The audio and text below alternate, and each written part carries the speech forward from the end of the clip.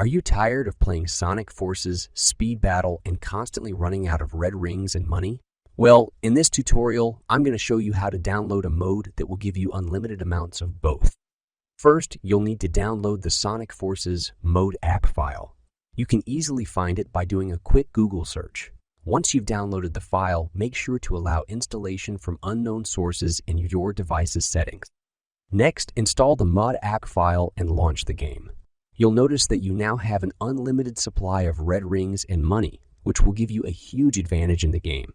With this mode, you'll be able to upgrade your characters, unlock new ones, and dominate your opponents in Sonic Forces Speed Battle. So there you have it, a simple and easy way to get unlimited red rings and money in Sonic Forces Speed Battle. Download the mod app file today and start dominating the competition. And remember to always play fair and have fun.